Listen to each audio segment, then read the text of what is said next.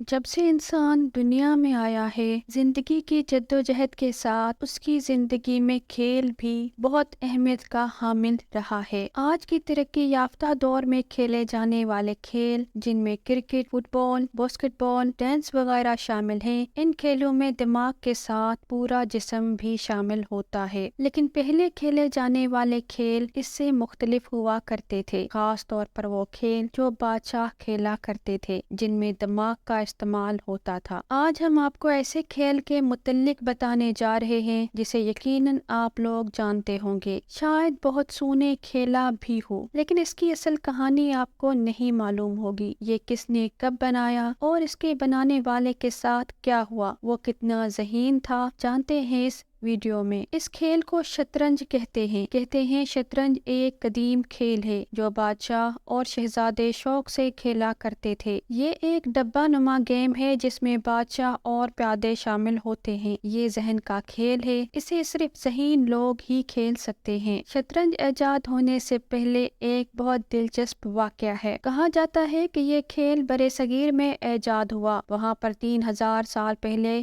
گپتا خاندان کی حکومت تھی۔ بادشاہ کو کھیل کھیلنے کا بڑا شوق تھا۔ ایک دن بادشاہ نے اعلان کروایا کہ وہ پرانے کھیلوں سے اکتا گیا ہے، اب وہ ایک نیا کھیل کھیلنا چاہتا ہے۔ جو کوئی اسے نیا دلچسپ کھیل ایجاد کر کے دے گا، بادشاہ اسے منہ مانگا انعام دے گا۔ بہت سارے لوگوں نے کھیل بنا کر پیش کیا مگر بادشاہ کو پسند نہیں آیا۔ آخرکار ساتھ والی ریاست سے ایک ریاضی دان آیا، اس کا نام سیسا تھا۔ اس نے اپنا کھیل شطرنج بادشاہ کے سامنے پیش کیا۔ بادشاہ نے جب اس کھیل کو دیکھا تو اسے پسند آ گیا۔ بادشاہ نے اسے کھیلنے کا طریقہ پوچھا جو اسے بہت دلچسپ لگا۔ اس کے بعد بادشاہ نے سیسا سے کہا، مانگو، کیا مانگتے ہو؟ سیسا نے کہا، چاول کے کچھ دانے۔ بادشاہ نے کہا، مجھے سمجھ نہیں آئی، کیسے کچھ چاول کے دانے؟ سیسا نے کہا، اس شطرنج کے 64 خانے ہیں، آپ 64 خانوں کو چاولوں کے دانے سے بھر دیں، یعنی آپ ہر خانے میں ایک چاول رکھیں اور دوسرے دن اس سے دگنا کر کے مجھے دے دیں۔ جس پر بادشاہ نے ایک قہقہہ لگایا اور سیسا کو شطرنج کے پہلے خانے میں ایک دانہ رکھ کے دے دیا۔ بظاہر تو یہ ایک معمولی سی بات لگتی ہے، لیکن جہاں سے شروع ہوتا ہے دماغ کا اصل کھیل، کیونکہ شطرنج کے 64 خانوں کو بھرنا آج تک ممکن نہیں ہے۔ اگلے دن بادشاہ نے چاول کے 2 دانے شطرنج کے خانے میں رکھے اور دے دیے۔ پھر اگلے دن تیسرے خانے میں 4 چاولوں کے دانے رکھے اور سیسا کو دے دیے۔ چوتھے دن چاولوں کی تعداد 8 گنا بڑھ گئی، 5ویں دن 16 کو پہنچی، چھٹے دن 32، 7ویں دن 64 اور 8ویں دن 128 دانے مکمل ہونے کے بعد شطرنج کی پہلی قطار مکمل ہو گئی۔ 9ویں دن چاولوں کی تعداد 256 اور 10ویں دن ان کی تعداد 512 ہو گئی۔ 11ویں دن ان کی تعداد 1024 اور 12ویں دن 2048، 13ویں دن 4096 اور 14ویں دن 8192۔ یہاں پر بادشاہ کو جا کر احساس ہونے لگا کہ وہ مشکل میں پھنس چکا ہے۔ شطرنج بنانے والا بادشاہ کے ساتھ دماغ کا کھیل کھیل گیا ہے۔ بادشاہ اور اس کے وزیر سارا دن بیٹھ کر چاولوں کے دانے گنتے رہتے۔ بادشاہ کو اسے حل کرنا نہایت مشکل ہوتا جا رہا تھا۔ آپ اس مشکل کا اندازہ اس طرح لگا سکتے ہیں کہ شطرنج کی تیسری لائن کے آخری خانے تک پہنچتے ہوئے چاولوں کے دانوں کی تعداد 80 لاکھ تک جا پہنچی۔ شطرنج کے تیسری لائن کے آخر تک پہنچ کر بادشاہ کو چاول گودام سے لانے پڑے اور سیسا کو چاول دینے کے لیے درجنوں افراد کی ضرورت پڑ گئی۔ جب شطرنج کی چوتھی لائن شروع ہوئی